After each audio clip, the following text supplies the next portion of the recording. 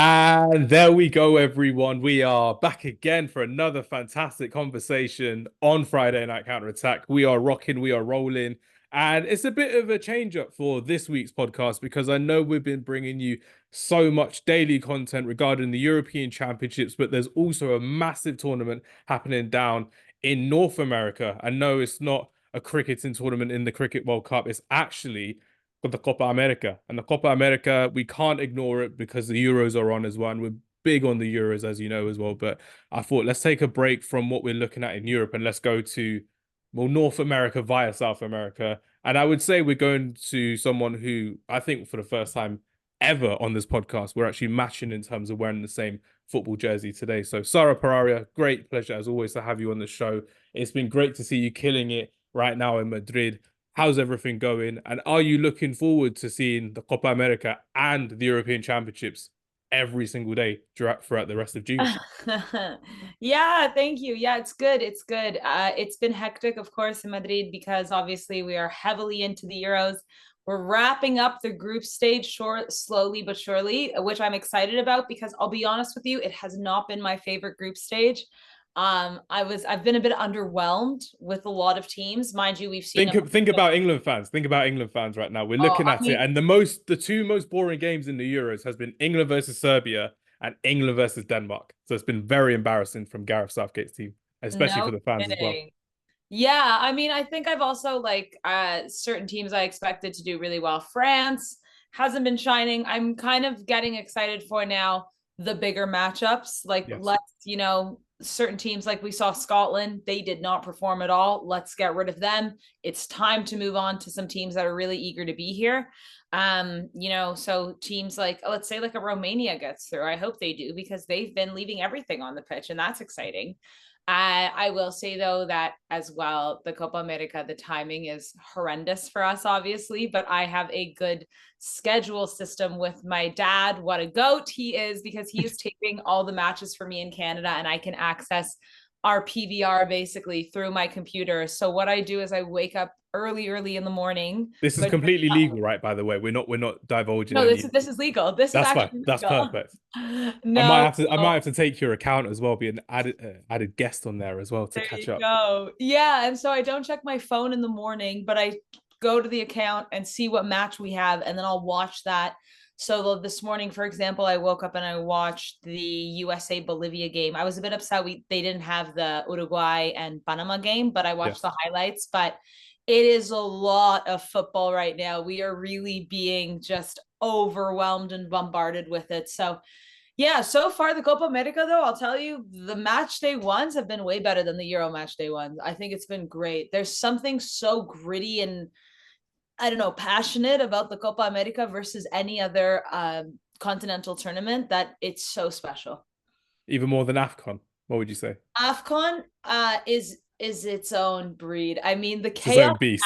AFCON is brilliant. I mean, as we spoke about it just in February this past year, uh, there was so much chaos. But I think what Copa America brings is every South American team is rivaled with each other one way or another. Sure, Brazil and Argentina are the two biggest, but Chile and Argentina have a massive rivalry. Chile and Peru, Uruguay and Paraguay. Like there's so many deep rivalries, and a lot of it is intertwined with politics and history. So the every single game matters so much that you really feel, oh, the heat is here.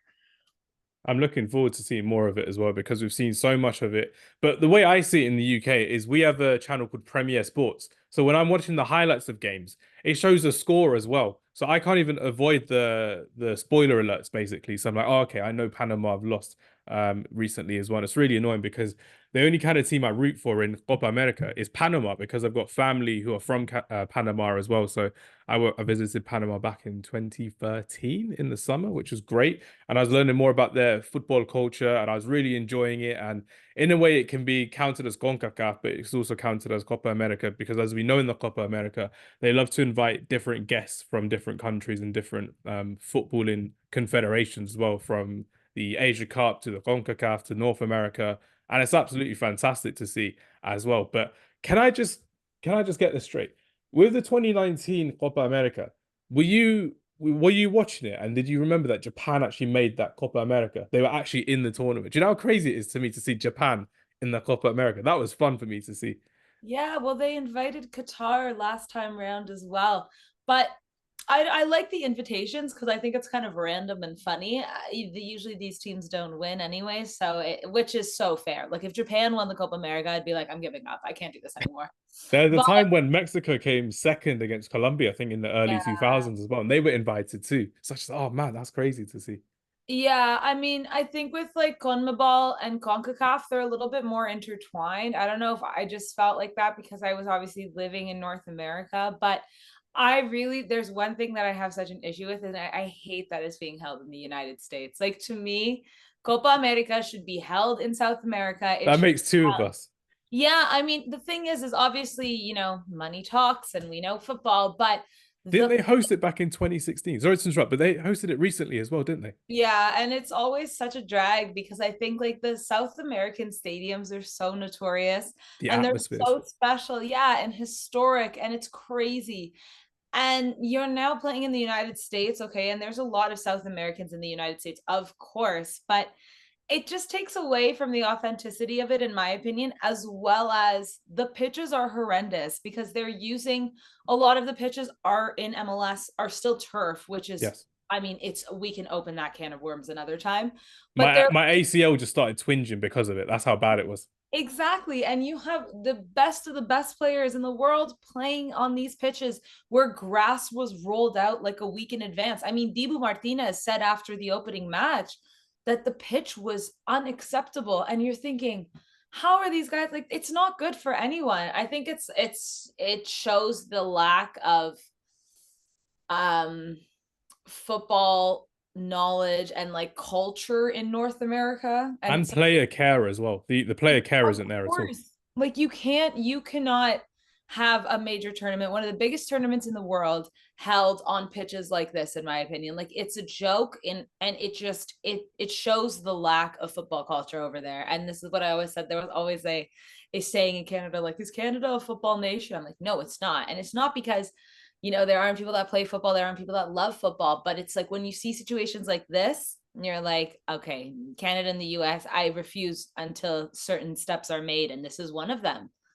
I need it to be done because remember, in 2 years' time, the World Cup is going to be held in USA, Yeah, Canada, and in Mexico as well. So it's we gonna can't be be. done for then, for sure, but Oh, it that's should good. have been done for this tournament as well. And it kind of just goes to show the lack of respect they have for the Copa America if they're only gonna do it for the World Cup.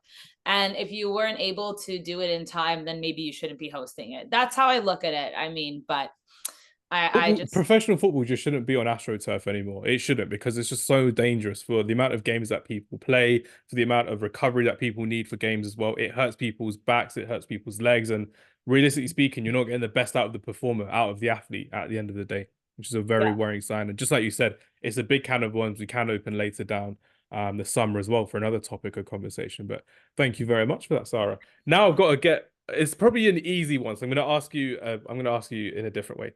Name me your favorite two Copa America tournaments and why. I know one already because we're kind of matching in our shirt as well. But name me your second favorite and your first favorite Copa America memory. Yeah, the first has to be 2021 when Argentina beat Brazil at the Maracanã, and it was Angel Di Maria. Obviously because Argentina couldn't for the life of them win any single tournament. And there was so much pressure on Messi. And this was, after Messi had won two trebles with Barcelona, he'd won everything possible. And the way he was getting treated by Argentinian fans and the media, it was horrible. And so for them to finally win it and him to be a part of that team, that was incredible. I'm so happy Di Maria scored the winning goal because I think he's so underrated and people look over him all the time. But to do it at the Maracanã against Brazil too is like it's the cherry on top, right? The It's the cheek of his rivalry. the cheek of his finish as well was crazy. He's just like, yeah, it's me. Let's carry on with it. It's easy the way he's finished that goal as well. And Richarlison scoring the goal that was offside as well to make it 1-1, kept it at 1-0 because it was offside. Yeah. And Brazil had to go home empty-handed and they were at home and they lost to Argentina. The humiliation was embarrassing for them, which is Yeah. really poor to see. Yeah. Yeah. Sorry, go ahead. No, with my one as well. The way I got introduced to Copa America was basically spending time with my cousins, and we'd be like staying up late at night because in the UK when we are watching the Copa America, it wouldn't be at 8 o'clock, 9 o'clock, 10 o'clock. It'd be like 11 p.m., 1 a.m., 3 a.m., that type of thing when we are watching it. And one of my favorite moments was watching the 2004 Copa America final. It's where I got introduced properly to Adriano. And then you're Wow. just like Adriano scoring the last minute equalizer against Argentina in Lima.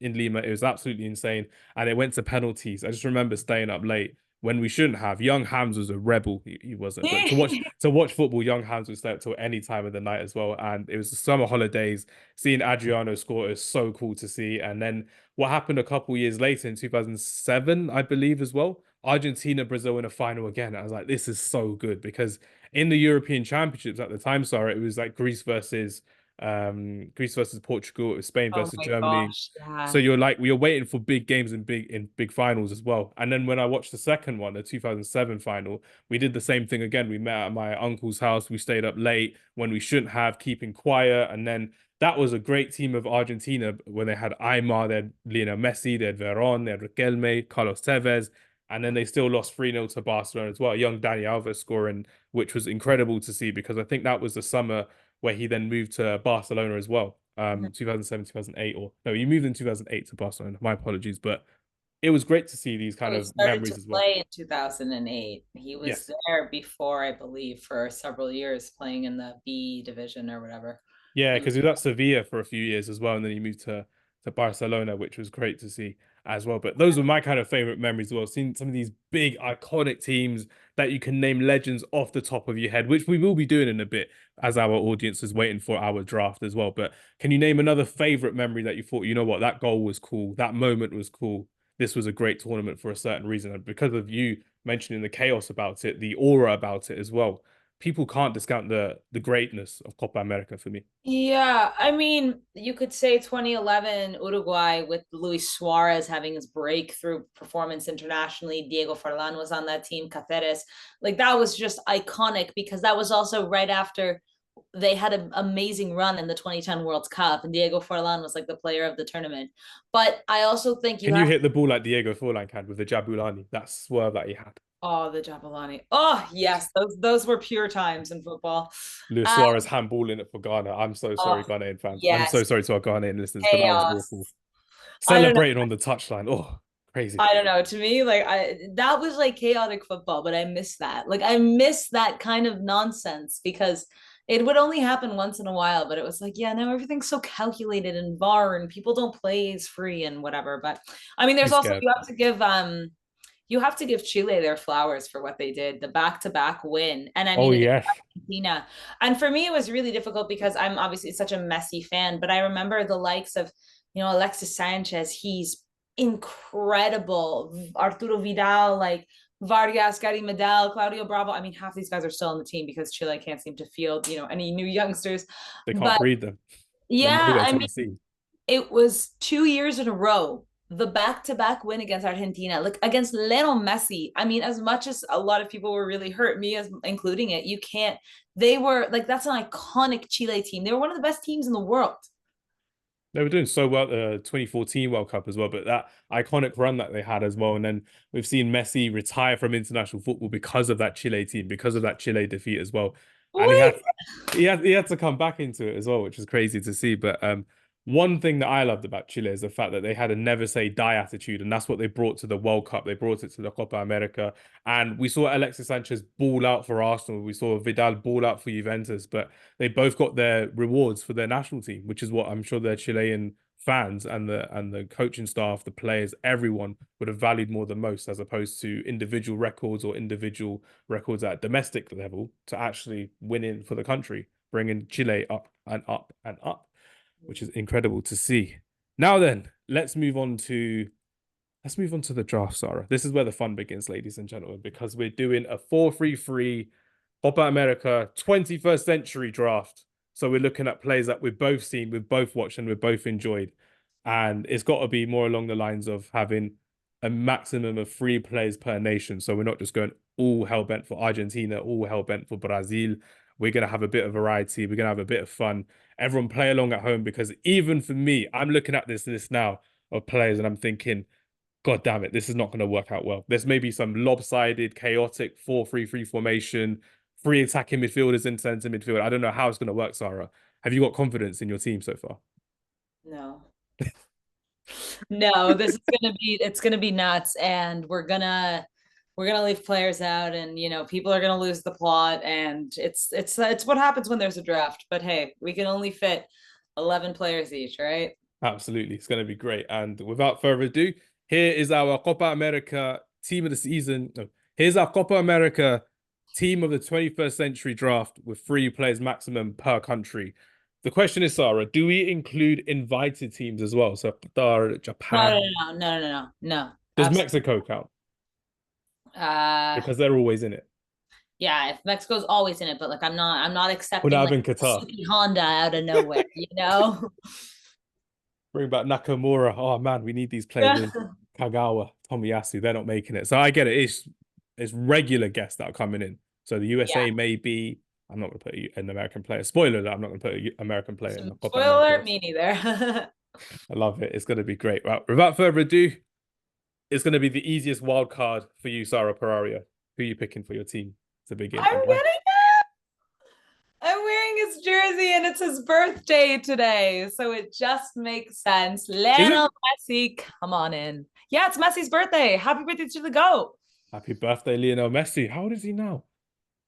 He's 37. 7. No, no, no, because I went down a dark rabbit hole this morning and I was looking at like highlights and just getting very emotional, being like, oh, it's 39. Nah, come on, you have to talk to me about Lionel Messi. Imagine the fact that if he wins the Copa America this summer, after winning the Copa America in 2021, winning the World Cup in 2022, He's done what Spain's done.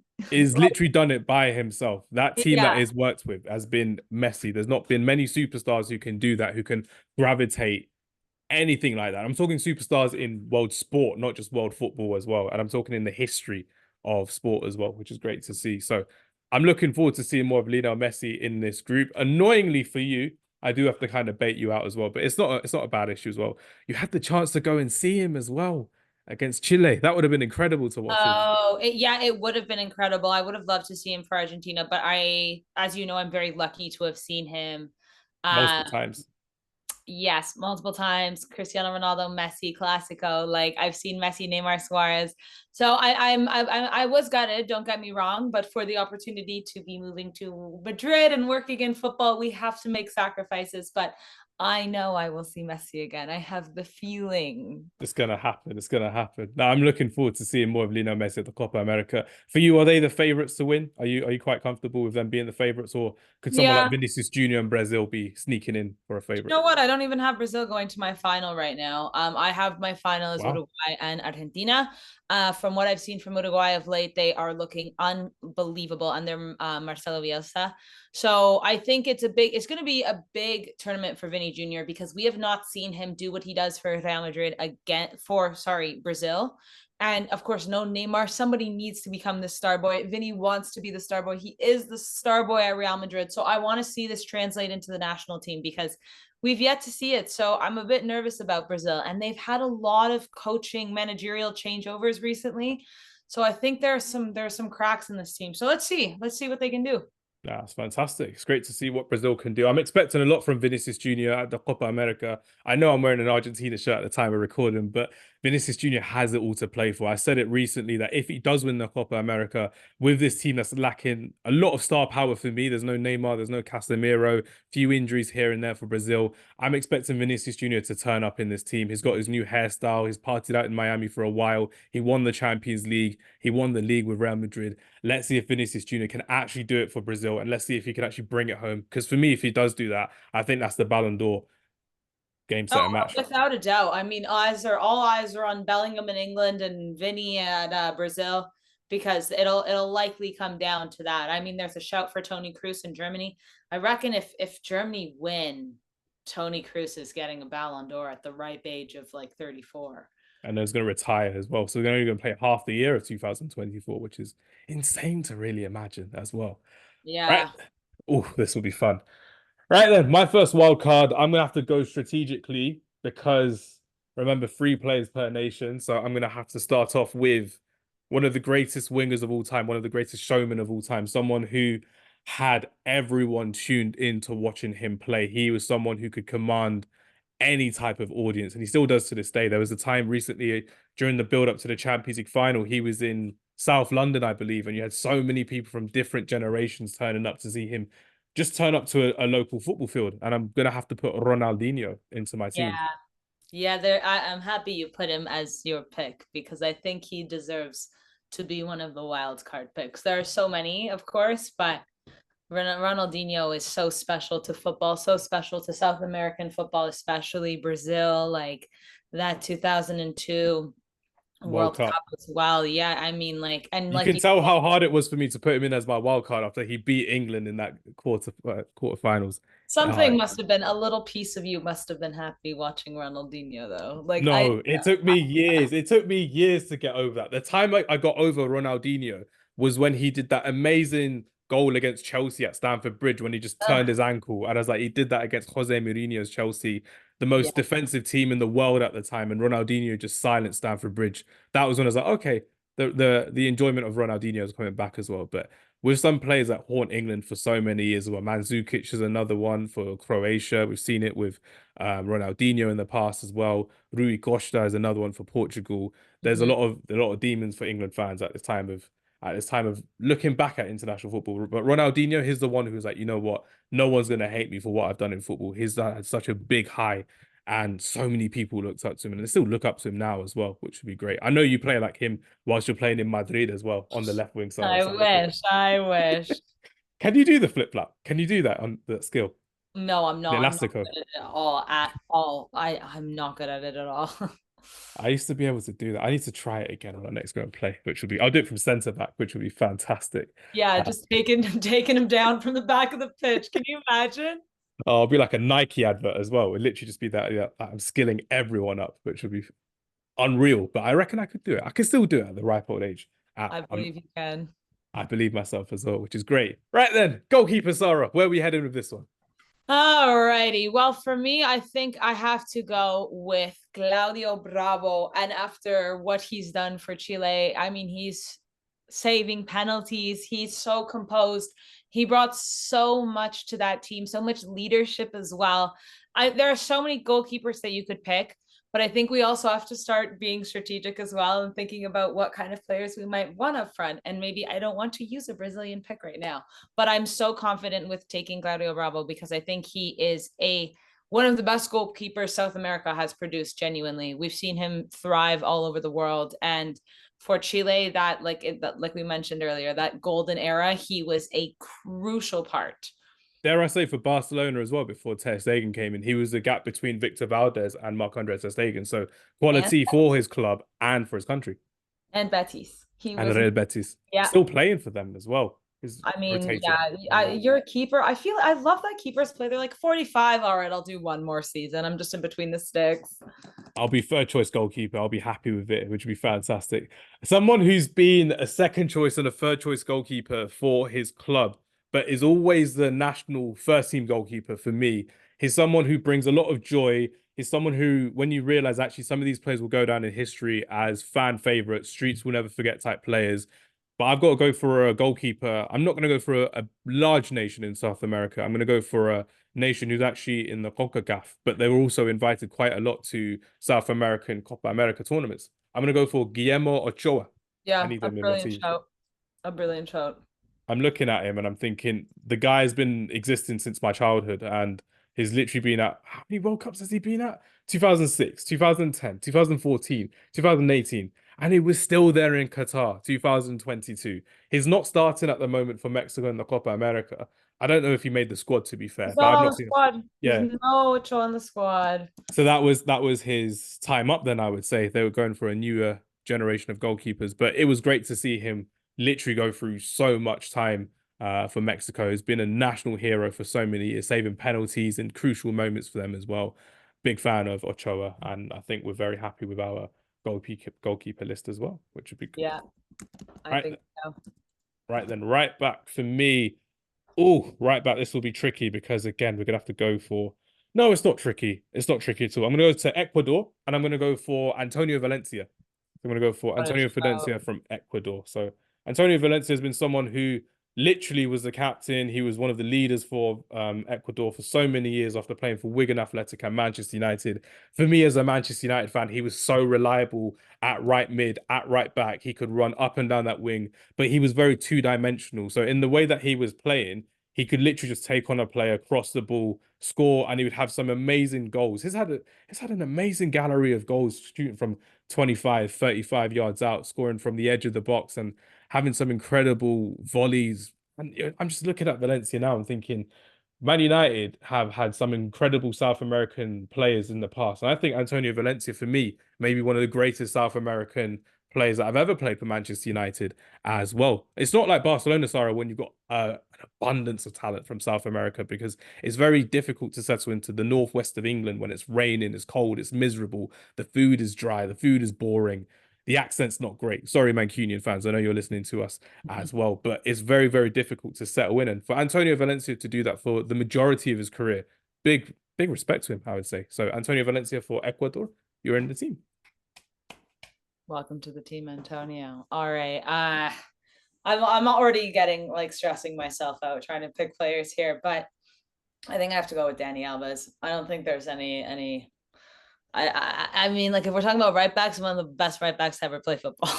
If we're No being messing honest. about. No messing about. Yeah, I'm trying to think because I'm like, do I want to use a Brazil pick? But like, yeah, maybe for the best right back of all time, potentially. Yeah, I'm gonna go with Dani Alves. No ifs, ands, or buts. I think the second most decorated footballer after Lionel Messi. He's won it all. He's done it all. So reliable for Barca, for Brazil, obviously. Was Yeah, he in that team when they won the Copa America in 2019? Do you remember? yeah, He they was. called him. Mm. Because It was he was at, like he was playing in Brazil, I think, as well. And he was like, yeah, I'll still come and play. yeah. He was like a 37 or something, and they were like, "Yeah, come, no problem." He was at PSG, then he went to Brazil, and then the Copa America was there. And he's like, yeah, I'm ready. Let's go and I'm play. pretty sure he also went to like the Olympic team as like one of the only players allowed to be above 23. He did. He did. And you never know, because of some players in the Copa America, they may still go to the Olympics as well. France have already named their squad for the Olympics, and they've got some incredible talent there as well, which is fantastic. Centre back Mbappe on first. that team? No, he did make it. Yeah, He's gonna have his Real Madrid presentation. He's gonna go on a holiday, come back for La here Liga. on the 16th. He's gonna be ready. Are you gonna be there? You'll be there. I know you'll be there. Maybe. If I'm honest with you, I really don't want to go. I'm gonna be so tired after the Euros and everyone's trying to plan their holiday and they're like, wait, Mbappe's coming. And I'm like, guys, a month of the Euros. We'll see him later. He'll be around. Well, Trust that's me. exactly it. I'm like, let's go to the opening match of the, of the La Liga and the Santiago Bernabeu and see him play. I don't really care to see him, do his little juggling and wave to like the, 200 fans that are allowed in or whatever. Like, Apparently, there's going to be around 20,000 already that I've already booked. That's crazy. oh, is it? They're gonna fill it up? They're going Yeah, to fill it I mean, up. that's great, but I'd rather see him play. Better entertainment, I would say. Absolutely would be, which would be fun. I need to head over to Madrid next season, definitely, which should be fun. Right then, first choice centre back for you, Sarah. Where are you heading with this one? Oh my goodness. All right, what are we gonna do Are you here? going to go for your first current player as well, who's actually still balling out right now? I think so. I think Oh, Ronaldo. welcome to the team. Welcome to the team. Yeah, let's get a Uruguacho in there for sure. Absolute, just the best thing that's happened to Barcelona in the last couple of years. I mean, he's so important to his squad. He's so important to Uruguay. And I think, I love that he's a part of this Uruguayan team that is now starting to make that turn and really look like the old Uruguay we saw, let's say like 2010. They went through a dip, and teams obviously go through transition, and he was kind of at the beginning of that transition. We saw him not playing, as well. The team wasn't playing as well, and now they're turning that corner and they're really looking like a competitor in this Copa America. And I'm so happy that he's a part of it because he deserves all of his flowers. He's such a phenomenal defender, truly. Can we talk a bit more about why you're thinking Uruguay are a favourite for the final? Because just for our UK and European audience as well, who don't probably watch Copa America, I'm looking at their young nucleus of their team, Araujo, Valverde, you've got young Facundo Pellistri, Luis Suarez is still in the squad, Darwin Núñez as well. They've got Jose Gimenez, of course, as well for Uruguay. So they've got the quality there. But Is it something that they've actually improved from the World Cup in 2022 when they got knocked out in the group stages as well? Have they learned from their lessons, would you say? Yeah, I think so. And I think also you have to remember that they were knocked out in the last match on the final minutes. It was all depending on what was happening with Portugal and South Korea. And so it could have gone their way for sure. But they definitely, since then, I've been watching their World Cup qualifiers and they look so much better. I think they're realizing, players like Luis Suarez, who has still been called, but not to rely on him as much. And he can kind of be that 75th minute sub to come in and just, That get that focal point last. in the dressing room as well for leadership and for guidance for the young players. Yeah, I mean, listen, it's Marcelo Bielsa. Like he is a class act. He knows what he's doing. So I think maybe it was just a matter of time before this team really started to become more cohesive with one another. But they have turned the corner from the World Cup, and I think they took that and they've learned from it, and that's the most important thing a football team can do. So I would watch out for them. All those players you mentioned, are you kidding me? It's true. One player who was an absolute legend for Uruguay, who's someone who I think Ronald Araujo will have to do very, very well for the national team to eclipse Diego Godin's legacy as a Uruguay centre back as Yeah. well. So Diego Godin, welcome to the team for me, which will be Yep. good. Okay, you got it there. Yeah, that's a great shout.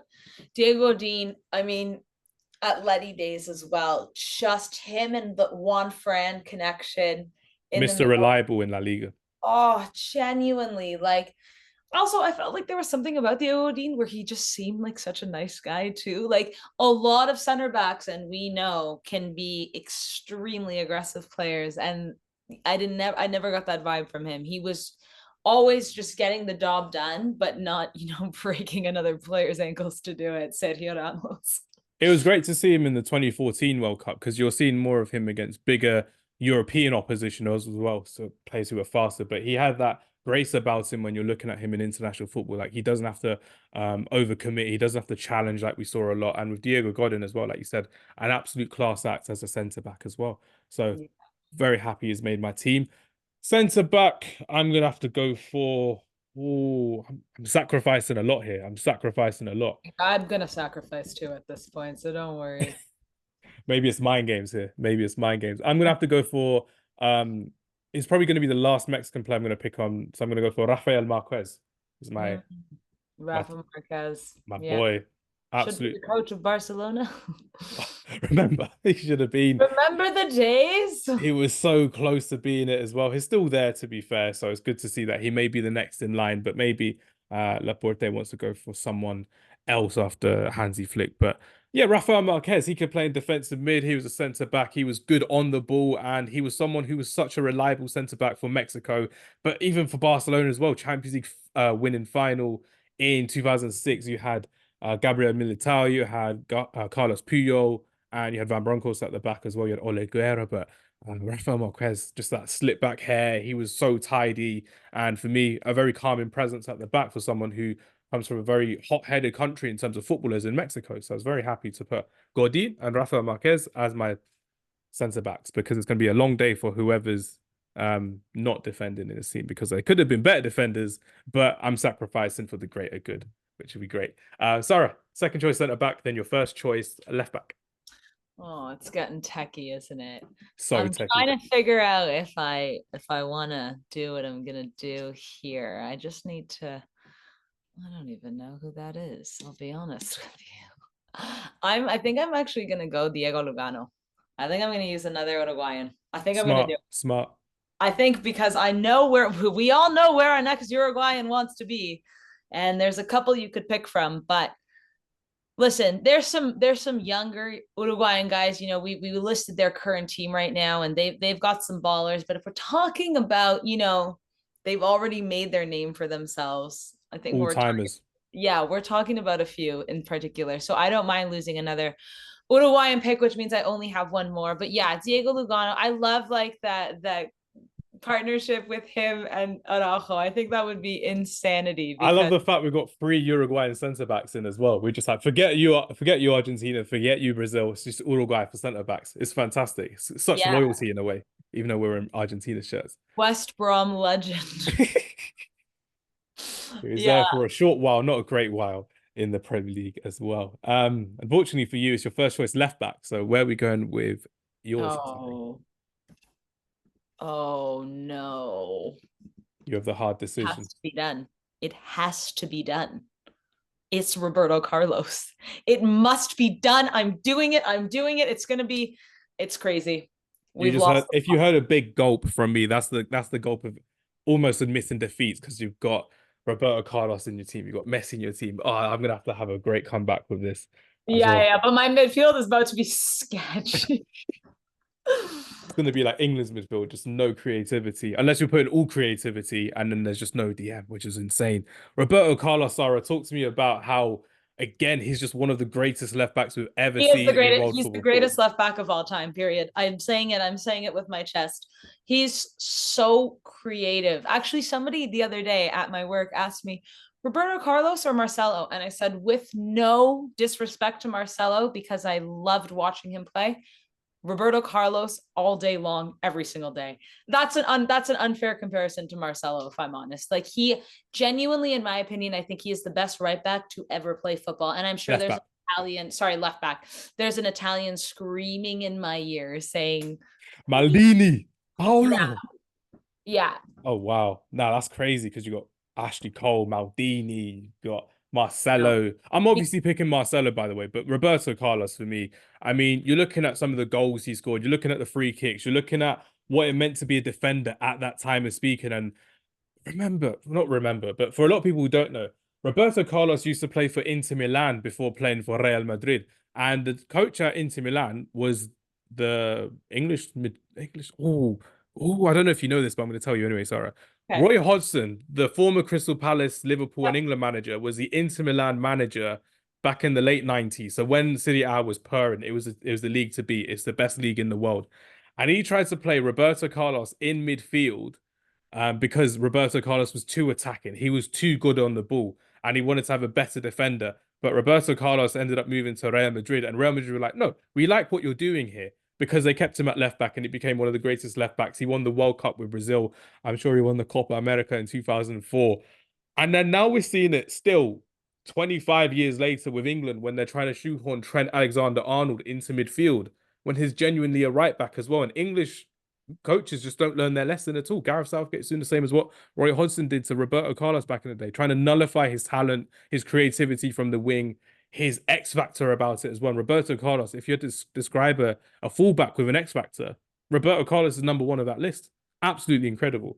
He had the ability to track back, but also, like you mentioned, free kicks, creating chances, vision. Like, I saw so many similarities. Of course, like Marcelo was brilliant at that too, but I think Roberto Carlos was on another level. And you could say the same thing with Danny Alves on the other side. These two guys on my wings. Good night.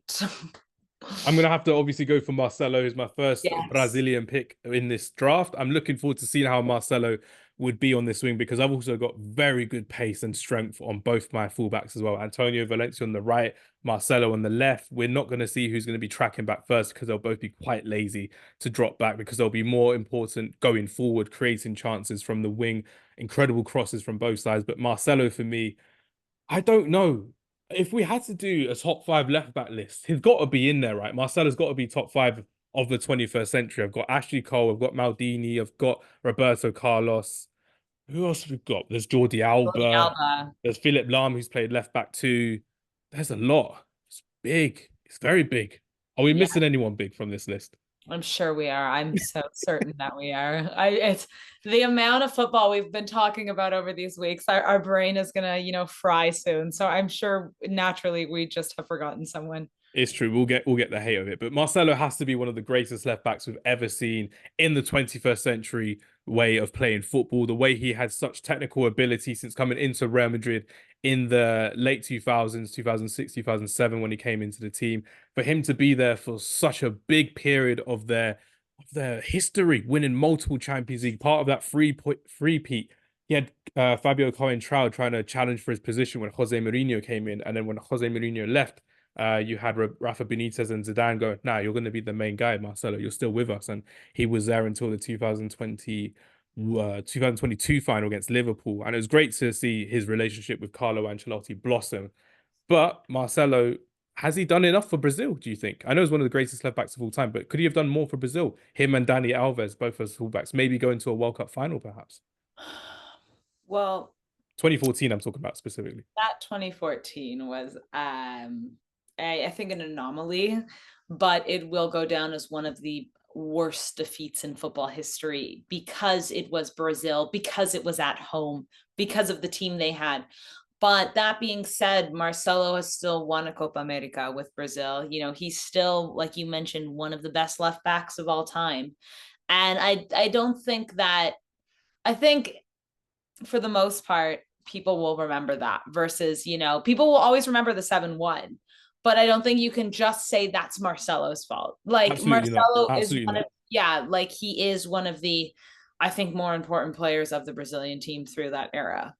I'm looking at it, and that's the thing that Roberto Carlos will always have over Marcelo, that World Cup in 2002. And that's what always will pit Roberto Carlos for me in terms of legendary status, as opposed to Marcelo as well. And that's no disrespect to Marcelo at all, but Roberto Carlos is Roberto Carlos for a reason. You're on the Yeah. playground, you're on the pitch, you're on the AstroTurf, and if you're playing left back, you're going to try and play like Roberto Carlos. Even if you're not left footed, you're still going to try and do the outside of the boot left foot shot that Roberto Carlos could do so, so well, which is great to see. What's not great to see is now we're onto our midfield, Sarah. So, first choice for me. This is Yeah, very I mean, difficult. this is now where you're starting to calculate and do the math, right? Because you're thinking, well, how many more do I have of this? For example, I only have one Uruguay pick left, one Brazil pick left. What am I gonna do?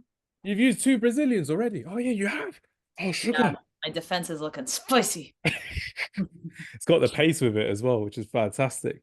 Oh man. I'm not gonna bait it, but I know you've got a friend who's from Chile, right? How good is Chilean food? Oh, I don't like. It reminds me of Arturo Vidal in a way. So I think Ah, Arturo no, Vidal don't do this to me. Arturo Vidal has to make it into my midfield. Yeah. I don't know how the hell I'm going to make this team. But Vidal, if for what he did in the Copa America, for what he did for Juventus, mostly for Juventus, for Bayern Leverkusen, he was fantastic. For Bayern Munich, not so great because he didn't really stand out in that Carlo Ancelotti side. But we can't forget the back-to-back Copa America wins for Chile, and it's the first time I'm having a Chilean in my side. And if we are talking about Copa America 21st century, for them to win it twice as well, Vidal was a big engine in that team. He Yeah. was the motor, as you would say, as well. And he was the one who kept things ticking. He was the one who would slow things down from the opposition point of view. One of my first assignments as a football scout was to watch Chile at one of the World Cups and to watch him still at the grand old age of 33, 34, whatever he was, still ball out like he could. He can shoot from outside the box. He has the talent about him. And Arturo Vidal will go down as one of the greatest Chilean midfielders of all time. What did you enjoy about Arturo Vidal? Because he also played for Barcelona, remember? Yeah, I mean, what I love the most about Arturo Vidal is wherever he's playing, whether it's for his nation or for a club, Juve, Bayern, Barca, he is die hard for the badge. He is the epitome of the player you want on your team, but you What's the know, term you use? Grinta. It's Grinta, isn't it? Pinta, yeah, Grinta. he really has that. He will annihilate whoever's coming against him. Like he has no fear and he's so passionate about wherever he plays. And the funny thing is, so he was obviously at Bayern and Juve, and then he came to Barca. And I mean, being under Pep Guardiola probably had some help there, but he was so happy to be a Barca player. And he was so openly hateful towards Real Madrid. He was like, I hate this team. You must have loved that. You must have loved that seeing But press like it conferences. showed, right, when he played, but there's just the passion he plays with is not really seen anymore. It's And infectious when you watch videos of him back as well. yeah, and I mean, like there, some people might not like how aggressive he could be, but I really appreciate his loyalty to the clubs he plays for, and of course his country. Well, we've spoken about that previously because it's like for Man United, we've seen Bruno Fernandes have that kind of level of aggression when he's playing. We've seen that with Gavi at Barcelona as well. We've seen that across the European Championships at the time of recording for some of the smaller nations. And that's something that I don't think should be dying out of football because with the way that the referees are now being managed by UEFA and by FIFA, you can't have all these players approaching the referee and you're going to get booked for dissent. And it's not really dissent because it's just a passion showing and we don't really see as much. as that anymore. And I hope that doesn't die out, not just from a fan's perspective, but especially from a player's perspective as well. But Arturo Vidal, welcome to the team, my friend. Welcome to the team, my friend. Were you going to go for him then? Was he Yeah, he was my first pick. He was my Oh, first no. pick in the middle. Yeah. But Sugar. to be fair, I think if I got Vidal, like I don't know how fair that would be because it's kind of at the point where, Well, I he mean, you've got two centre midfield picks in a row now, so you've got your midfield free to go for. So yeah, but I'm not ready for this one. I don't think I'm ready for this one because I'm not choosing certain teams right now. So I'm limited in my options. Wait a second. Hold on. Sorry, I need to look at my team here. Where am I? What do we have going on? So you got Chile, you got two from Ar- Brazil and two from Uruguay, and of course Argentina for Messi. This is where the calculation comes in, ladies and yeah, gentlemen. yeah, yeah, yeah. Okay, hold on. I need to. Yeah, yeah. So you're not doing that. Yeah, okay, we're going to Argentina. I just realized for some reason I picked Messi for obviously, and then I was like, we can't have any more Argentinians. Meanwhile, yes, we so can. We are digging into the Argentinian bank here. And Are you going to the archives? Are you going back in time? yeah, I think so. Let me look at this list we have that you curated so beautifully. Oh, I'd love to put some of these players. I don't really want two picks and like this is like for me the worst position. I don't want You're I like almost spoilt for choice, but then you don't want to mess up this choice because there's so much variety to go for, which is yeah. crazy to think about. See, like for example, there's a player like Moises Caicedo, which is such a great shout, and like he's an Ecuadorian, Ecuador, but and I want to give love to Ecuador, but if I'm being honest, like I don't, there are better players. You know what I he mean? doesn't get on that plane for you. He doesn't get on that plane for that draft. He's not making it. No, I don't think so. I think who is getting on this? Sorry, I was also just looking that Valderrama was playing in the 21st century. Yeah, he made it into the last couple, well, the first few years, but he was known for being in the 90s as well. So I thought, you know what, I'm not gonna prejudice I feel like against it's when a bit of a like I don't know if we can like I we don't have to put him in if you don't want to. It's fine. It's just I thought it was a nice name. It's like Higuita was another one as well. Gabriel Batistuta was another one. Oh, there's a lot of names we could have picked, but it's 21st century and we've got to stick with it as well. So if you want to put him in, Valderrama if you want to, but I know you've got a certain player in mind from Argentina. Who is it? you know who it is. It's Ever Banega. I love Ever Banega. I love him. I prefer to look at these attacking players a bit more, but we're doing our center midfielders.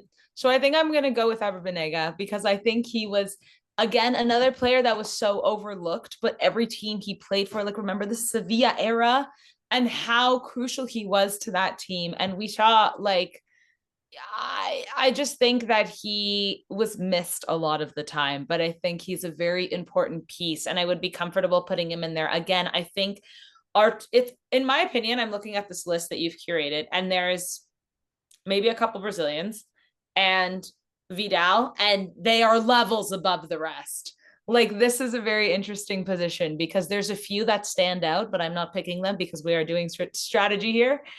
And then the rest I'm glad you are didn't go with your emotion on this one because Ever Banega, I had the opportunity to go to Sevilla and to speak to some of their fans, and they regard him as top three, top five legends for Sevilla for what he brought to the this is team. And mean. he's got that about him, and he's such a calming presence on the pitch as well. I had the fortunate opportunity to watch him beat Manchester United 2-1 at Old Trafford, and he was just dominating our midfield. And that was a midfield when we had Nemanja Matic and Marwan Fellaini with Jose Mourinho as manager. But Banega was just top class, and him and Rakitic, and you're seeing some of these ball players for Sevilla over the years as well. Sevilla know what it's like to win with a ball playing midfield, and that's how they win the Europa League time and time and time again. And for him to play at Argentina's top level as well, it was just one of those unfortunate situations where he had to play with a defensive mid so he could be the one to get through to Messi. He was the one who had to rely upon getting the through passes to Higuain, to Di Maria, to Aguero as well, to Dybala. But unfortunately for Banega, he just missed it by just a little bit by that 2022 World Cup. As well. He had Yeah. Enzo Fernandez coming through at Benfica, who then got his move to Chelsea a couple of weeks after the World Cup final. But Ever Banega, strong choice for yourself, Sarah. This is where the fun begins again. You've got to pick again. Are you going to go for two defensive midfielders? Are you going to go all gung ho with this one? Where are we going for your second centre mid? I don't know where I'm going. I'm trying to look ahead more than this actual position. I'm not like loving what I see, if I'm honest, and I feel like this is like kind of a This is where the unbalance comes in. yeah, like you kind of need it. Should I go here? Hold on a minute. This is sure. Let's do it. Let's go with Esteban Cambiaso. That's your third. That's your third pick. Oh no, for Argentina. Wait, why? Yeah, I know. You're happy with Esteban Cambiaso? I mean, I don't really love anyone. Okay, listen, I'm mathing a bit, and I can't do. I need other nations to be opened for me. I get you. Okay, okay. You're playing Yes. tactical here.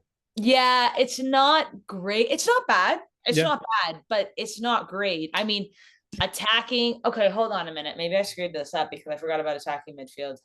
Because I can't use that. I can't use that. Final answer. I don't know. I don't really. Okay, should I put Moises Caicedo in here? Should I just do it? Oh, if you go for Moises Caicedo, oh man. Should I do it for the culture, like for the streets? I'm trying Just let's think of a streets player. Freddie Guarin. Freddie Guarin's cold though. Inter Milan did it so much in for Ecuador as well. Guarin's from Ecuador, isn't he? Let's Google him. He had a great shot on him, Freddie Guarin. If you was go for a streets player, I'd go Freddie Guarin's from Colombia. Baller. Yeah. is that? Oh, so you're not taking him? Shall I take him then? I'd rather you go for Freddie Guarin than Moises Caicedo. Let's Colombia. do You've it. not got a Colombia player, right? Have you? No, There we go. I'm waiting. Representation matters. Colombia in your midfield. I love Yeah, it. yeah, yeah. Let's do that. Thank you for the help there because I realized I forgot about the attacking midfielder and maybe I should leave that Argentinian slot open. Maybe we've got to have some freedom here as well, which would be fantastic. But yeah, Freddie Guarin, he's a fantastic player. Someone who I've enjoyed watching for Inter Milan, especially. He had a fantastic long range shot on him. He's had some cold moments in an Inter Milan shirt. And for me, being a Colombian international, he was someone who kind of helped bridge the gap for some of the younger generation of fans when watching Colombia or Ecuador in the Copa America, in the World Cup, especially, when you're like, oh, I recognize him. Because unlike today, Sarah, we don't have technology in our hands as accessible as what we had once upon a time. We had to learn about these players and remember them for the next tournament. The internet wasn't as vast in terms of knowledge. So you're like, oh, I remember him. And it was fantastic to see Freddie Guarin ball out for Colombia as well. One of my favorite centre midfielders in this list as well. So no, I'm really happy you went for him, which is great to see. So now it's time for me to go for my centre. I'm going to go for two centre mids and one attacking midfielder. Just to make it easy, because I know my left wing is going to be Ronaldinho. So now I have to focus on a right winger and a striker. So for me, I'm not going to put Ronaldinho as attacking mid. I'm looking to put someone else in there. But centre mid, Juan Sebastian Veron, one of the greatest Argentinian midfielders I've ever seen. He's one of the best midfielders that played for Lazio. He played for Inter Milan. He played for Chelsea, and he also played for Manchester United. But he never really got the time to ball out as a Manchester United player because Sir Alex Ferguson, he wanted to play Paul Scholes and Veron in the same team, and they're both very similar players. It's just Veron had a lot more energy and a bit of a spark about him as well. And once Sebastian Veron, he had such grace about him, the way he could play a ball. And I remember saying, I remember one of my first games that I went to in 2011, 12 or so. I remember going to my uncle and I was like, what's one of your favorite plays that never really shone at Old Trafford? And he was like, one Sebastian Veron without a heartbeat. He was like, if he balled out at Manchester United, he would have been something very, very special. But Argentinian fans have said he's been very special for a good number of years. He played under Diego Maradona at the 2010 World Cup. So he played with Lionel Messi and he played with some incredible players. And for me, I need a ball playing midfielder with Arturo Vidal, who's going to bring a bit of grinta. And I'm very happy with Arturo Vidal. And for some reason, I didn't type the right team in there as well. Damn it, autocorrects. Yeah. Once Sebastian Veron makes it into my team. Nice. Right. Attacking midfielder. I can't not go for him. It's Ricardo Kaká. He was going to be my wild card. I was happily going to go for I was happily going to go for Ricardo Kaká because he's going to be my second Brazilian pick in this team. And that concludes Brazil for me. I should have gone for Brazil as a striker, but I'm gonna risk it for this one as well because I think there's a few other strikers we can put into there as well. But Ricardo Kaká, fun fact, Sara, Ricardo Kaká has never actually won the Copa America. Did you know that? One of the best players ever to not win the Copa America. Diego Yeah. Maradona never won it. Pele never won it. Neymar hasn't won it. And Ricardo Kaká hasn't won it. Ricardo Neymar Kaká, won it in 2019. he wasn't in the squad. He withdrew. Yeah. Fun facts. I've not What been here happened with to the him? facts. What injury was it this time? It It was was the one of, back. yeah, it was the back. It was the back. It was, Oh, though no, that but he started the tournament and then he got the back injury when they played against Colombia, I think, right? no, that was the World Cup. That was the That other was the back World injury. That Cup. was 2014. So yeah, Ricardo Kaká not winning the Copa America, but winning the World Cup as a squad player. It goes to show that Ricardo Kaká, I don't like the fact that he withdrew from the squad in 2004 because he was also a very big PlayStation icon as well. So when people were talking about Brazil or Argentina following them on PlayStation, the fact that he requested not to play at the Copa America in 2007 because he needed a rest. Remember, 2007, Sarah, was prime Kaká. He won the Champions League against Liverpool. He won the Ballon d'Or, for goodness sake, but he rested himself, which was incredible to really think. Imagine if he won the Copa America in 2007, because they won it in 2007, and it just wasn't the case for Ricardo Kaká to have an international trophy in the Copa America to his name, which is I'm Yeah. not it was really bad to see, but nah, Ricardo Kaká. Can you name me your favorite memory of Ricardo Kaká? Because for me, I can go on a tangent for him as well. Ooh, Let me hear it, Sarah. I don't know if I can, to be honest. AC Milan, Brazil, Real Yeah, Madrid, it's Brazil maybe. for sure. It's Brazil for sure. I mean, there's just him in the yellow jersey. It just like emulates like who Kaká is. I think to Joga me, Benito. yeah, more so than in any other club jersey. But yeah, I can't think of like one specifically that stands out. It's more just what he brought to the game, and what a class act as well. Another player that I think was had a very good head on his shoulders. He was so level-headed as well. And there's a time when Manchester United played AC Milan in the Champions League and he grabbed Ryan Giggs by the throat. And after the game, he apologized through Gennaro Gattuso. And it was one of those things that you don't really see at the time or notice, but you're kind of just there like Kaká. He literally, as a metaphor, he would grab the game by the throat of the neck as well, the Yeah. scruff of the neck, and he would actually carry on winning games for AC Milan, for Brazil. For Real Madrid, it didn't really turn out to the best of what we could see from Kaká, but still an icon in football, a Ballon d'Or winner in football. So I'm really happy he's made it into this team for me as well. Right then, who's going to make up your midfield with Freddy Guarin and Ever Banega, Sarah? Has to be. Riquelme. There's There we my go. Argentinian pick. There we go. That's so much better for me. Legend. I'm surprised you're not gone for Di Maria. Um. You can play midfield as well, right? Okay. Well, you have him here. I didn't know we were allowed to move our players. You can Di Maria could play at left back if you wanted to. He'd still ball out. Give You me happy Di with Maria. Give me Riquelme? Di Maria. Give me Di Maria. Give me El Fidel, please. Go on, take Di Maria. It's absolutely fine. Yeah. I'm happy That's with it. yeah. That's for me way more. Way more. Spoiler alert to our audience, I was never going to pick him for what he did at Manchester United because I thought he was fantastic at Sorry Manchester that United. players come to your club and die and then He go back. couldn't handle it. He couldn't handle it. Yeah, him, Falcao, Alexis Sanchez, but then they all thrive when they leave. There's something toxic in the air over It's Manchester. like I told you, South Americans don't really travel well to Manchester. I got that disclaimer out earlier in the podcast as well. So they're not really settling in the Northwest, but they did very well elsewhere. Di Maria at Real Madrid, Di Maria at Benfica, Di Maria at PSG, except for when he lost to Man United in that Genuinely quarterfinals. a big time player. Di Maria is scoring at the final of the World Cup, scoring at the final of Copa America, scoring like this is who you want on your team. Not only the connection he obviously has with Lionel Messi, but he's so gifted. He is so technically gifted and he works so hard and he is not put under pressure by anyone, any circumstance. He is Apart your from guy Ashley that Young at Old shows Trafford. up. All right, leave it alone.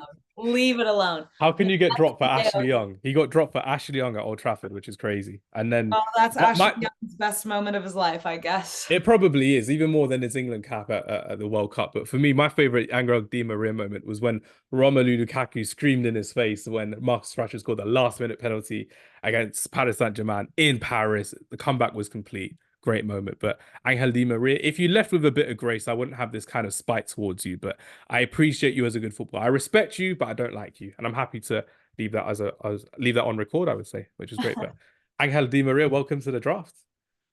Oh, you've picked your right winger, of course, with Lionel Messi. So time for me to pick my right winger. And this Striker. was no, You're you're doing right winger and striker.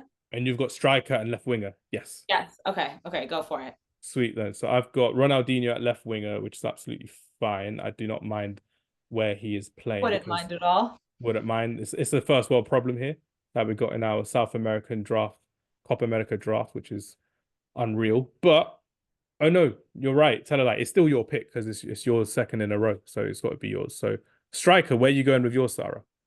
No, I don't want to go first. I want you to go first. That's fine. That's fine. Remember, I can't pick a Brazilian player, so I'm all out of Brazil. Just so I'm you're not worried about that. I'm worried about other issues in my team. okay. Okay. Okay, I see it. I see it. So Okay. Okay. No, let's do it. R9, the best striker to play football. The most, I think, like the epitome of what a striker is. the Do you know pure what I number mean? nine. Like that is him, and he is the and like listen, when we're talking about strikers, looking at this list, there are so many to pick from. And it's not that I don't think any of these other players are so gifted, but I think R9 is the face of what a striker should be when you think about a footballing striker. And I don't think I am being a fool by picking him. Nah, it's absolutely fantastic the way I'm seeing Ronaldo and Nazario in this team because you've got like with me, I couldn't not have Kaká and I couldn't have Ronaldinho. So I'm glad that we had Ronaldo. If we had Ronaldo out of this list, it would have been like Mbappe times 10 from that Champions League drop we did back in the day. We can't speak about that. That We is can't. still like We incredible. won't send the link to anyone for that podcast as well. So we're going to crack on with it as well. So, oh, okay. So right wing for me, this is going to be this is very tricky for me because there's quite a few. But I'm gonna go for a player who this is gonna be fun because I want to pick him for the sake of picking him because he means a lot to me as a player. And I'm gonna pick him in this team because I know I've not used his country yet. And because for me, James Rodriguez is the definition of country before club. You can see him playing for Yeah, well, for sure. Olympiacos. He doesn't show up to his club, but he shows up Doesn't. to Colombia. It literally reminds me of Ochoa for Mexico. We couldn't tell you what he was playing like in League One. We couldn't tell you what he's playing like in the Eredivisie. But for Mexico, he was balling out. For James Rodriguez to burst onto the scene like that, we know he was at he was at Monaco during that season, but no one was watching French football. So the only one I can kind of compete with for James Rodriguez, There's one. Alvaro Recoba is the one. Alvaro Recoba is the one for me. I think it's from Uruguay. You're on right wing. Yeah. Yeah. Who would you go for as a right winger? Because you've picked Di Maria, you've picked Messi. Who would you go for? Oh my God, Farfan. What a guy. Jefferson Farfan. Oh my days. What a shout. What a shout. I mean, Eduardo Vargas, part of that Chilean golden team, golden era. He was someone who was just fantastic for watching him for Chile. Him and Sanchez up front. I could be cheeky and put Sanchez right wing, but I'm not. So I'm gonna go for I'm gonna go for it. Let's go for it. I'm gonna go for let's go for James Rodriguez. Yeah, I think you have to. I think he has to be in one of our teams, and I'm happy that you've again. I volunteered as tribute, basically. Yes, well, it's like with R9, and I'm not comparing James Rodriguez to R9 in any sense, but when you do think of South American football, we're talking about South American heritage when it's talking about James Rodriguez. Yeah, exactly. And now he had such balance on the ball, the poise. It was really annoying because he was such a pure footballer. He had so many injuries, unfortunately. And that seems to be the case with a lot of these amazing ballers coming through South America. When they come to Europe, they ball out, they become a lot less flary. They have a lot more technical ability and they're a lot less, what's the term? They become less of a maverick, really. And Rodriguez, whenever you would see him for Colombia, he'd always be a maverick. He missed out on the crucial game against England in the World Cup in 2018. I believe he was injured after having a great group stage. And it just never made sense to see James Rodriguez not be the focal point at any club besides probably Everton. He played 4 great games for Everton under Carlo Ancelotti. Could you imagine that? Sorry, you love your boss so much. You're moving from Real Madrid to Bayern Munich to Everton to follow the greatest bosses of all time in football when you put it into perspective. But I could never do that. He did that. He went from Madrid to Bayern Munich to then Everton. That's crazy from James Rodriguez as well.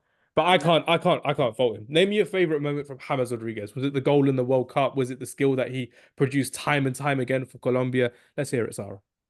I think it was just that World Cup where he was just absolutely the guy for Colombia. Like just seeing him, like you mentioned, really showing up for Colombia when, I mean, he wasn't bad with his clubs, but he kind of overtook Falcao in that sense. He was the main man in that tournament as And well. that's Because crazy. Falcao was injured for the 2014 World Cup. I remember it now. He wasn't Yeah, there. and Falcao, I mean, from of course Atleti and even at Monaco and whatnot, like Falcao was maybe after Valderrama the most kind of notorious Colombian footballer ever. And then James Rodriguez came onto the scene and said, "Hold on a minute!" Like he really made his name known across the world, and it was brilliant to see. I do wish he was able to have a bit of a better career in club football, but I think that's just because we hold club football to such a high standard. Yeah.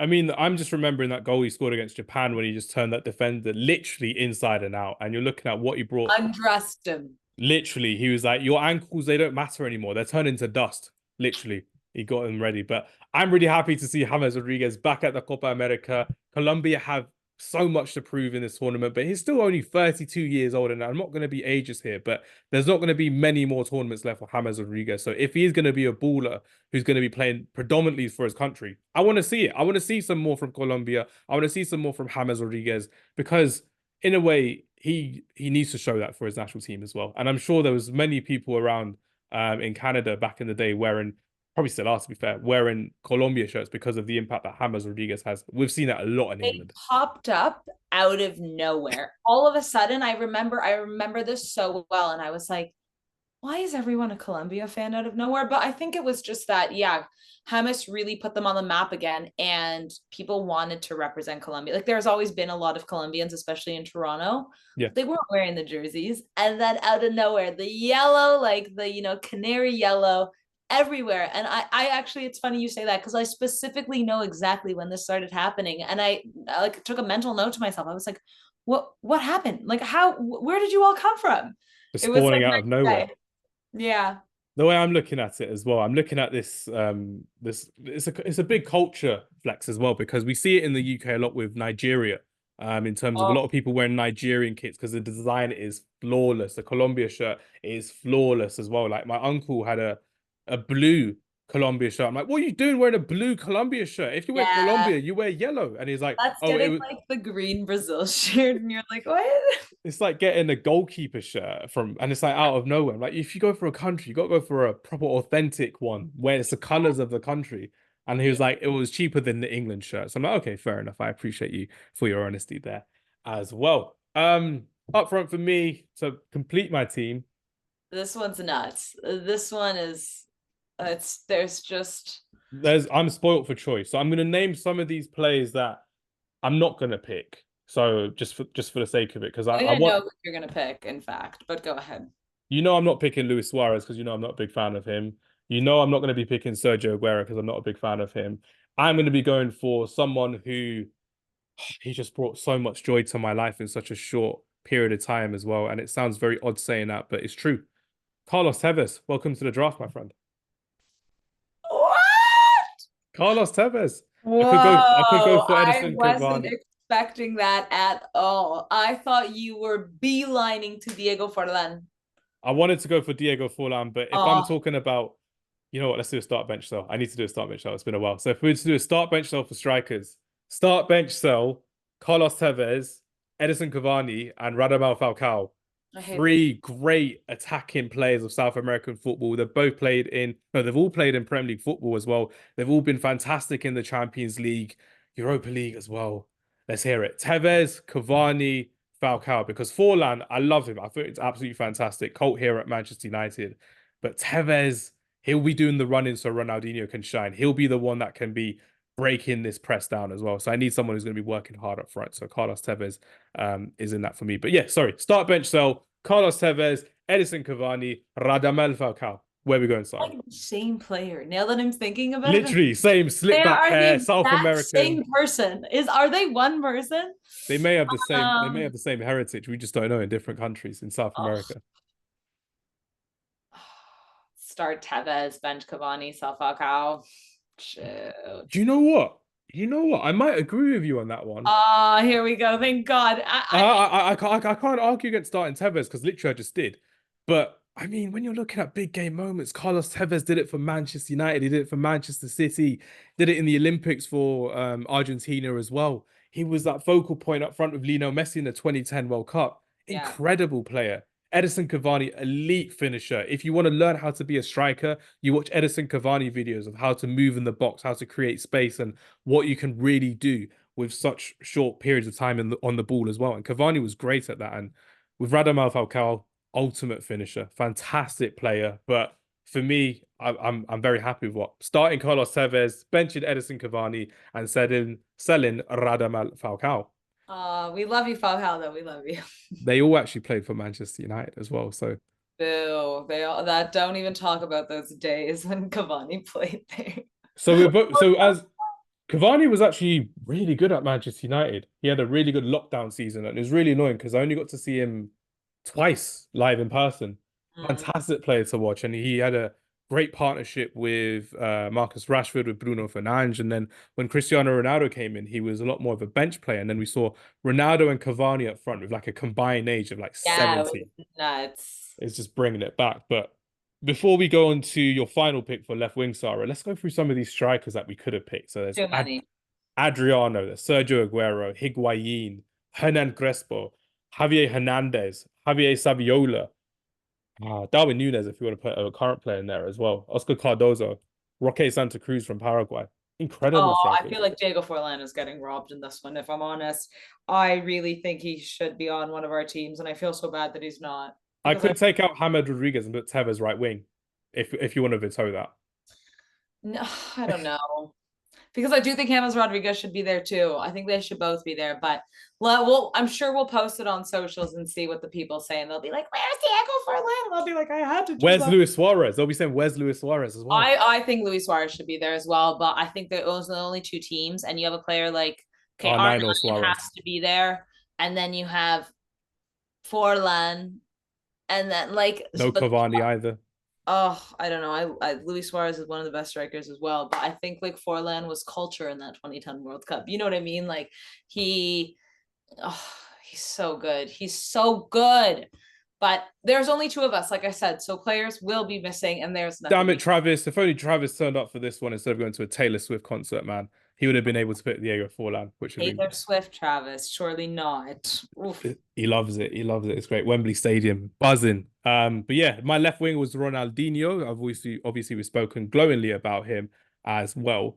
But who's your left winger, Sarah? Who we got to complete your team? Alexis Sanchez, come to my team. He played a lot as a striker for Chile as well, which is great because then Arsenal and Arsene Wenger were like, actually, he's doing that for Chile. Let's bring it to Arsenal. And he did it.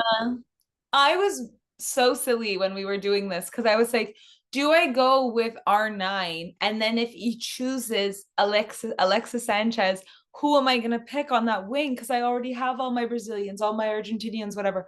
And then I realized, excuse me, you have Ronaldinho there. So I was like, amazing. Because Alexis Sanchez to me is another one of those players that absolutely deserves to be on this team. He is phenomenal for Chile, the star boy of that golden generation. National hero. National hero. Barca legend. Udinese legend. Arsenal Man United legend. No, we don't count that in his career. I mean, like, still, it was a nice little cameo. He couldn't handle the training. He couldn't handle the training under Jose Mourinho, which is great. Now with Alexis Sanchez though, I mean, a lot of people disrespect him in England for what he didn't do, which was win major trophies. But when he did it at Barcelona, he was fantastic. And for me, he could have stayed a lot longer at Barcelona, but you had to bring in Neymar, and Neymar was going to be the one above Alexis Sanchez, so you had to sell him to get MSN in, which was going to be quality. But if you imagine Neymar doesn't come and you have Luis Suarez, Lionel Messi, and Alexis Sanchez on your front three. Not bad. It's not bad, is it? You're getting no rest if you're a defender, if you're seeing that from Sanchez and Suarez pressing you. That's Still a incredible. South American heroes, those three, all of them. Yeah. But no, Alexis Sanchez to me is one of the best to ever do it. I really think he's a phenomenal player. Would you go far as to say he's the greatest Chilean footballer of all time, ahead of Absolutely. Zamorano? Period. Yeah. Punto, punto, punto. Yeah. Yeah. I'd say there's a really good shout for Arturo Vidal, but I think Alexis Sanchez is the guy. He's the best Chilean to ever play football. Nah, that's fair enough. I'd happily agree with that because it's been absolutely incredible for so many years. And the fact that he's still playing, like you said earlier as well, Yeah. no respite. He can't retire. The club won't allow him to. The country won't allow him to as well. He's still got to represent. And that back-to-back Chilean Copa America success that's going to live well in every single Chilean heart, which is absolutely incredible to see. And what's been incredible has been this draft as well. Yeah. I see no misses here. I see literally no misses here. And I'm glad you didn't go for Moises Caicedo because Freddie Guarin, it looks better. He's a quality player as well. I say no, man. Yeah, there's a couple. There's a couple that we for sure missed out on. But with I think we did well with Who's your top three that you missed out on that you wanted to get in? Diego Forlan. Diego Forlan for you. Diego Forlan, Luis Suarez. Same position, doesn't matter. Those Mm. two. Um We let should me have done a four, we should have, oh, sugar, we should have done a 4-4-2 formation. Two strikers. Damn it. true. Next time. Um Next time. oh geez. I mean, okay, hold on. Let me for sure those two. You had fan. Adriano's a big one for me. He was a big reason why I love watching Brazil, scoring some fantastic goals. Incredible. Pablo Aimar, Recoba, Casemiro. Yeah, Person Casemiro didn't make Silva it. Cafu didn't make it. didn't make the draft. Oh dearie me. Oh dearie me. I think it might Thiago be Silva, yeah. Mascherano. Oh, Lucio didn't make it either. Riquelme in the end. Riquelme. In the end, We Riquelme. couldn't we couldn't put Riquelme on the wing even if we wanted to. He would just refuse to play. Be like, nah, this isn't me. I'm done. Yeah, Falcao has to be in there. Yeah, I mean, listen, there's only two of us. Dida. Dida's a I big one. I think Goalkeeper. if it was us and let's say Travis and Sally, maybe we would, we would, We'd be flaunting the other people's talents, what we would have done. We would have seen a lot more of Forlan. Adriano would have made it, but there's the two of us, which is great. And yeah, I'm still surprised I picked Carlos Tevez too. It would have been great to have Diego Forlan in, but I think Carlos Tevez, incredible striker, incredible. He doesn't get enough flowers, mostly because he betrayed Manchester United for Manchester City. If he could, he'd betray his own grandma if he could. Carlos Tevez as well. He betrayed West Ham, betrayed Man United. He betrayed Manchester City by sitting on the bench. Why did I pick him? Oh yeah, because it's tenacious as well. So I needed a tenacious striker. So there are pros and cons with this team, but like every South American team, there's always going to be the good and the bad. There's going to be a lot of uproar with this one, but I'm really happy with my one. So I'm just going to read out my team. Back to front, Guillermo Ochoa from Mexico. Right back to left back is Antonio Valencia from Ecuador, Diego Godin from Uruguay, Rafael Marquez from Mexico, and Marcelo from Brazil. Midfield three of Arturo Vidal from Chile, Juan Sebastian Veron from Argentina, and Kaká from Brazil. Front three. It's just vibes. It's just fun. It's just enjoyment. It's not about tracking. It's not about pressing. It's not about, oh, you need to be defending well as a striker. It's James Rodriguez for the long range shots, for the crosses, for the creativity. It's Carlos Tevez for the grinta, for the tenacity, and for the amazing finishes that he can do off both feet. And of course, Ronaldinho is my wild card and my captain as well. Ronaldinho is every football fan's dream. If they could play like Ronaldinho, everyone would play like Ronaldinho as well. So that makes my team. Let's hear your team, Sara, because you've smashed it once again. Yeah, let's if we don't need to tell the audience how long we had to prepare for this as well. We prepared a lot for this as well, by the way, ladies and gentlemen. We were ready. We were ready for this one. All right, we got Claudio Bravo from Chile in the back between the sticks, right to left. Dani Alves of Brazil, Ronald Araujo and Diego Lugano in the center of Uruguay, Roberto Carlos from Brazil as well on the left. In the middle, we have Ever Banega from Argentina, Freddy Guarin from Colombia, and Di Maria from Argentina as well. And up front, this ain't even fair. Lionel Messi, the best player to ever play football, of course, R9 striker from Brazil, and Alexis Sanchez of Chile. That front three is actually disrespectful. It's so good. It's incredible. Imagine like all of them though in their prime, because I know people would be like Alexis Sanchez, Inter, Alexis Sanchez, Barca though. Like, Alexis Did, Sanchez at Arsenal when he's the main man. R9 at Inter Milan or Barcelona when he was Ballon d'Or winner. Lionel Messi as well. Incredible. Di yeah, Maria, Real Madrid. Incredible. yeah, So these are much tough. talent. These are tough teams. These are tough teams. But that's what I love about South America as well, because a lot of these players, they don't have a great longevity. And I'm talking about a lot of these players. Like Kaká had a great run from, let's say, 2003 to 2009 before he moved to Real Madrid. And you're looking at someone like Lionel Messi, who's had a career run of 2004 to current day. And it Yeah. shows the longevity of what these players can do. And when you're seeing them turn up for their national team, that's where you get to see, for a lot of them, the best of them. But unfortunately, in Europe, it's the other way around. We've seen a lot of them playing their best for their club team as opposed to playing well for their country. And now we're seeing more of it in the Copa America. Maybe we'll see it more with Vinicius Jr. Maybe we'll see it more with Rodrigo for Brazil. But it's going to be a fun tournament. It started off so well, and this draft has been absolutely incredible. Let's get this edited. Let's pop it onto social media. Let's see who people will be crying for. Oh no, you've not put Suarez, Cavani, Forlan, Falcao. It's gonna be crazy. Claudio Pizarro, if we've got any Peruvian fans, it's gonna be insane. Jefferson Farfan is If Almiron. there's too many, we can't with 22 players. It's not possible. Absolutely. Otherwise, like we said, it would have just been a Barcelona fest of going through Barcelona legends because you've got Rivaldo, who we've not picked as well, Javier Saviola, we've not picked as well. All these, like I said before, Barcelona have had some incredible South American players. Real Madrid have had some amazing South American players, and they're not all going to make it as well because we've got to focus on some of the players who played amazing football, but for their countries and not so much for their clubs as well. But before we wrap up, Sarah, quick one for you. Yeah, quick one for you as well. I was going to say, when you're looking at Argentina, when you're looking at how they're going to move on without Lionel Messi, how do you see this team moving forward? Because it looks like he's got maybe 2, 3 years left at the national team. And like I said to you earlier this season, playing in the MLS is easier for him to continue playing top level football at international level.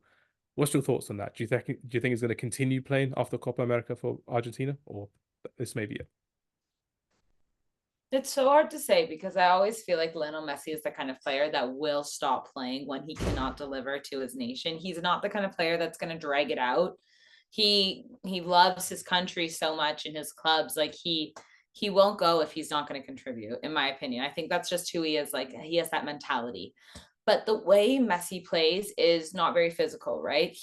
A lot of the time there's always that conversation. All Messi does is walk around on the pitch. All right, relax. Because this kind of playing, the way he scopes the pitch, the way he moves so quickly, but then he stops, very stop and go. This is gonna allow longevity in his game, right? He's not breaking his ankles running. He's not going for those nasty 50-50 balls a lot of the time. So in terms of if he can physically, yes, Messi can play in the World Cup. Absolutely. Barring, any knock on wood, really heinous injury out of nowhere. But I think I'm curious to see how the Copa America does because I feel like if Messi wins the Copa America, is he going to be like, you know what? I've done the back to back to back. I'm good. Let's close the book. It's a good way to end it. Maybe he plays a little bit more club football, but I don't know if he goes to the national team. But then again, would there be a part of him that goes, should we go for the back to back to back to back? Right.